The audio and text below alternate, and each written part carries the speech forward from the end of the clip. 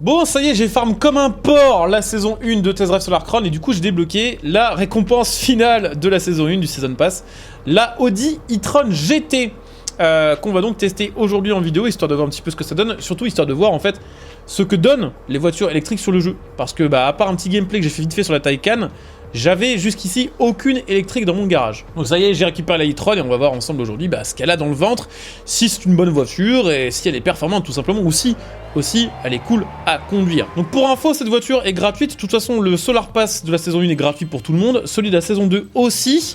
Il aura également 25 niveaux si je dis pas de bêtises. Et à partir de la saison 3, ça va changer un peu. Les Season Pass vont passer à 50 niveaux. Il y en aura 25 qui sont gratuits et 25 qui sont payants. Et si j'ai bien compris, dans les Season Pass à partir de la saison 3, il y aura 2 voitures. Donc une, je suppose, en récompense premium et une en récompense gratuite. Donc je pense que dans tous les cas, il y aura des nouvelles voitures gratuites à chaque saison pour les joueurs. Et ça, c'est pas pour l'instant, c'est pas confirmé. Mais si c'est confirmé, si c'est le cas, je pense que c'est plutôt une bonne nouvelle. À titre d'info aussi, j'ai mis environ 6 heures de jeu pour atteindre le niveau 25. En sachant que j'ai quand même bien farmé comme un cochon. Je pense qu'on peut mettre moins. Clairement, je pense que quelqu'un qui farme vraiment, qui stream pas ou quoi, qui est vraiment concentré sur son jeu, il met 5 heures à peu près. Mais je pense que quelqu'un qui joue de manière normale à la saison et au pass, il lui faut au moins 10 heures. Voilà, donc là j'ai vraiment bourriné. Je voulais être dans les premiers, entre guillemets, à montrer un petit peu de gameplay avec sur YouTube. Et c'est vrai que j'ai bien farmé. Donc petite Audi e-tron, honnêtement, vous le savez, pour ceux qui connaissent un peu ma chaîne, avec qui on a peut-être déjà discuté en live, je suis un anti-voiture électrique convaincu. Mais je dois dire que la e-tron fait partie, je pense, des plus jolies voitures électriques qui étaient conçues. Parce que Audi, quand ils ont fait cette voiture-là, ils n'ont pas cherché à ce que on voit directement que c'est une voiture électrique. C'est vrai que la plupart des marques, quand ils font des voitures électriques, ils veulent direct qu'on titre que c'est des caisses électriques, ils font des designs futuristes, des designs un peu bizarres. Celle-ci, ils ont juste fait une GT de chez Audi et ils ont mis dessus un moteur électrique. Du coup, le design, il est grave ok, je trouve. J'adore la barre de feu à l'arrière. Alors après, ça dépend de la config, ça dépend des jantes, ça dépend de la couleur aussi. Mais je trouve que là, ça va. Et j'aime bien, j'avoue, la signature visuelle des feux de la bagnole, je trouve qu'elle est plutôt cool. L'intérieur est sympa aussi d'ailleurs, petite finition de base, la voiture j'ai juste récupérée, avec un peu de finition en bois. Évidemment c'est ultra moderne, donc le grand écran, les écrans pour le compteur, c'est bardé de boutons de partout, mais je trouve qu'elle est classe. Voilà. Après voilà, c'est une électrique, ça fait 640 chevaux, c'est beaucoup, mais ça fait 2800 kg. C'est beaucoup aussi, c'est même vraiment beaucoup. Du coup, le 0 à 100 se fait en 3 secondes 3 et la VMAX est à 250. On est en catégorie GT et on est à combien de PP? On est à 563. Et c'est vrai que pour une voiture en 500, honnêtement, côté accélération pour le 0 à 100, elle arrache pas mal. Par contre, c'est vrai que dès que vous passez peut-être les 130, je pense que l'accélération, elle est moins bonne que sur beaucoup de thermiques ou d'hybrides sur le jeu. Mais bon, elle est pas mauvaise, elle est juste moins bonne. Je pense que ça tartine facilement jusqu'à plus de 200 km/h. Par contre, c'est lourd. Ça, 2800 kg, les freinages, je vais vous montrer un freinage. Un freinage à 200, on va freiner genre là. C'est pas horrible, je pense qu'elle freine même mieux que la Taycan Cross Turismo. Mais, on sent que la voiture, elle fait presque 3 tonnes quand même. Et puis en virage, bon, en vrai, ça va aussi, on sent que la voiture, elle est lourde. Elle prend un peu d'écart dans les virages, un peu de roulis, mais c'est pas horrible. En fait, elle me semble moins rapide en ligne droite que la Cross Turismo, mais plus maniable et meilleure en freinage que la Cross Turismo. Donc pas forcément meilleure, je sais pas, on verra avec la méta du jeu. Ce qui manque, c'est un petit coup de boost à plus de 100 km/h pour maintenir l'accélération. Mais peut-être sait-on jamais qu'avec les améliorations, on va en faire un truc de fou. On va aller voir ça, d'ailleurs on va aller voir ça tout de suite, comme ça on sera fixé. On va aller à l'atelier, on va regarder aussi les configs. Parce que l'intérêt d'avoir des nouvelles voitures sur le jeu, c'est aussi de pouvoir les configurer. Et du coup, de pouvoir changer leur intérieur et tout ce qui va avec. Pour info, sachez que cette voiture-là, évidemment, quand vous la débloquez via le Season Pass, elle est gratuite. Vous n'avez pas besoin de l'acheter.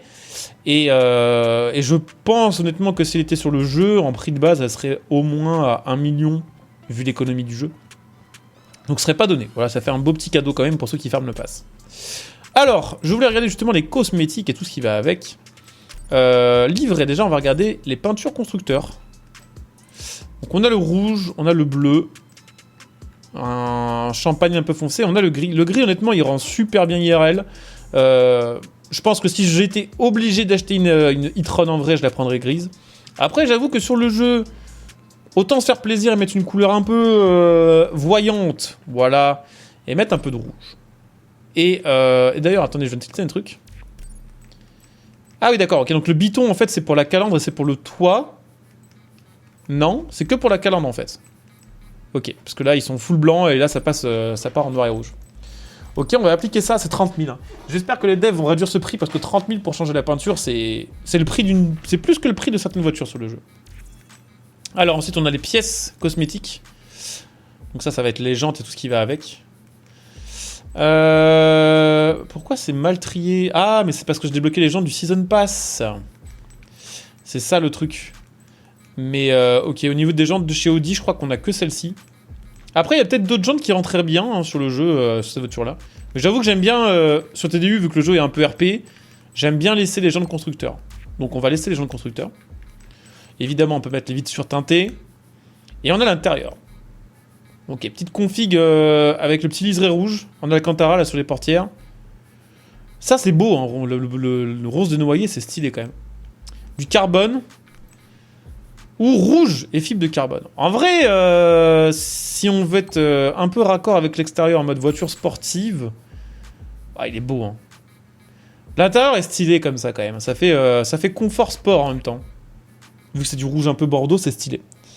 Et on a du coup, évidemment, les performances à améliorer. C'est d'ailleurs la première fois que j'améliore vraiment une voiture électrique sur le jeu, donc bah, ça va être un peu la surprise. Je pense qu'elles ont moins d'amélioration que les voitures thermiques. Celles qui en ont le plus... c'est les voitures hybrides, parce que vous avez les améliorations électriques plus les améliorations de châssis. Plus les améliorations thermiques plus électriques, c'est ça que je voulais dire.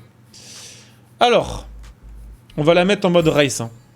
On va pas se faire un build un peu cursed en mode tout-terrain. Boîte de vitesse, on va la changer, histoire de monter l'indice pair du jeu, mais sachez quand même, pour info les gars, que sur ce jeu, je vous déconseille d'améliorer la boîte de vitesse de votre voiture, parce que vous pouvez la régler directement sans changer la pièce. Donc ça vous permet d'avoir une voiture qui aura plus d'accélération ou plus de max sans faire monter son indice performance. Donc vraiment, si vous cherchez à optimiser l'indice pair d'une voiture, enlevez la boîte course et réglez directement. L'accélération est à 9,4 quand même. Hein. Hâte de voir ce que ça va donner en pratique. Parce que là, le 0 à 100, il n'a pas beaucoup bougé.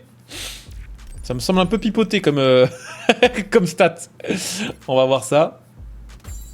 Alors après, effectivement, dans la boîte polyvalente, il y a ça aussi. Ça perturbe un peu les stats. Ok. Alors, à votre avis, combien ça va faire en puissance? Je crois que la nouvelle RS e-tron, elle fait 900 chevaux, je crois. Genre, en vrai, la dernière, toute dernière, ultra moderne. Est-ce qu'on va faire 900 chevaux aussi? On va voir. 830 chevaux, ok. 1030 de couple et 2 tonnes 6, donc on a gagné quasi 200 chevaux, on a gagné 200 kilos. On va mettre les gommes slick, évidemment, au cas où. Et on va mettre aussi, bien sûr... Ah oui, c'est vrai qu'on a le chip aussi. Ah, 900 chevaux, bah, parfait.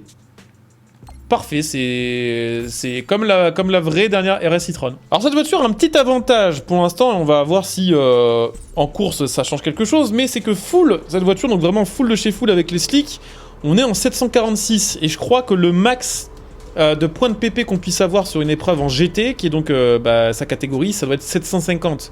Donc techniquement la voiture est en full, on est 4 points en dessous du max de la catégorie, ce qui fait qu'il n'y a pas d'amélioration inutile, ce qui fait que toutes les pièces de la voiture sont changées.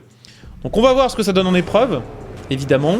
On va voir, je sais pas, il n'y a pas de Taycan là. Donc bon, on va pas pouvoir la mesurer face à la reine de la catégorie. Mais on va voir ce qu'elle donne contre des IA en expert, comme je rappelle. Donc on va voir un petit peu ce que ça va nous donner. Voilà, l'accélération c'est un peu mieux honnêtement, mais je trouve que pour une voiture de 900 chevaux, ça accélère pas si fort que ça. Donc après c'est peut-être aussi une question de réglage de boîte. Mais clairement ça marche... pour le 0 à 100, ouais ok, mais ensuite ça marche comme une voiture qu'on fait 600.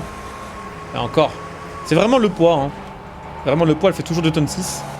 Mais par contre elle est clairement plus maniable que la Cross Turismo, ça y a pas photo. Et on verra pour le freinage. Elle est peut-être meilleure aussi. Mais en virage ça n'a rien à voir. La Cross Turismo, elle dodeline un peu, des fois c'est difficile de comprendre ce qui se passe. Là avec celle-ci c'est facile à prendre en main. Je pense que c'est son principal point fort, c'est qu'elle est facile à prendre en main et que et qu'elle tartine tout en ayant comme une gueule assez sympa. Tiens, on va mettre les feux là. C'est stylé, il y a même les petits éclairages de plaques d'immatriculation. C'est ça que j'aime sur TDU. Je sais que le jeu a des défauts, je sais qu'il y a encore des problèmes à régler sur le jeu, mais il y a un truc que j'aime en particulier sur ce jeu, c'est que vous sentez que les gens qui ont fait le jeu se sont intéressés aux voitures et ils se sont dit on va quand même aller faire des détails que proposent pas trop les autres jeux.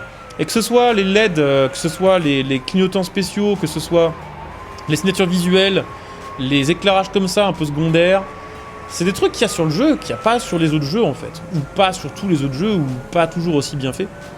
Et personnellement je trouve ça cool. Comme un détail, hein, mais le fait que les polices de compteurs soient les bonnes polices, qu'il y ait des animations de compteurs pour celles qui en ont, je trouve que c'est cool. Il y a des trucs vraiment sur ce jeu que... Il y a des trucs moins bien qu'ailleurs, mais il y a aussi des trucs mieux qu'ailleurs.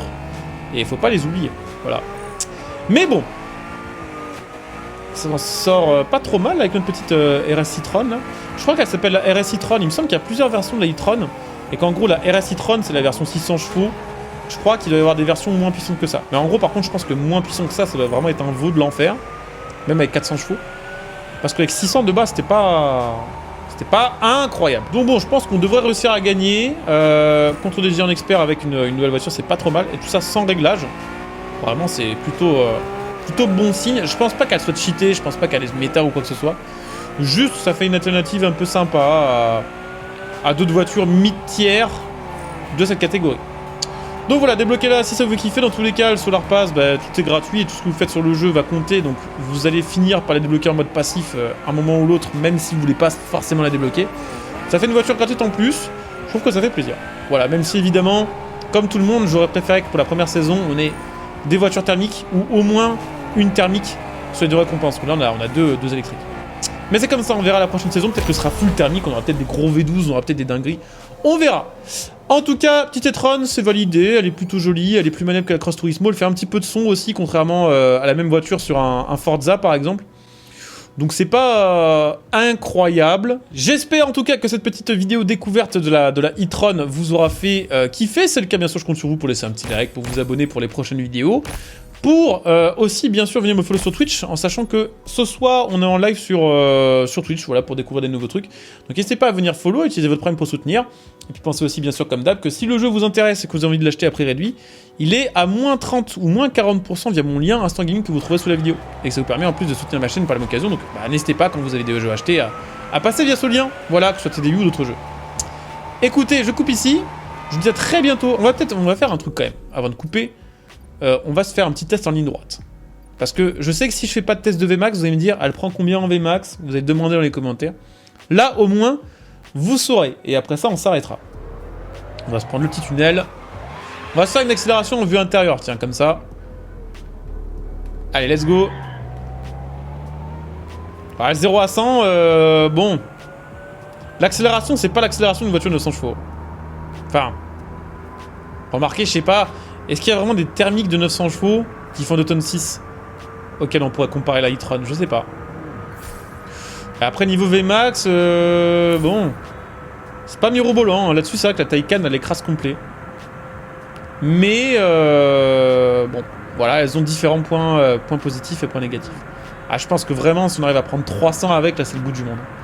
Donc c'est pas énorme. Vraiment, la ligne droite, c'est pas son point fort. Voilà. Et ben écoutez, je coupe ici, je vous dis à très bientôt. Bonne journée à tous, ciao.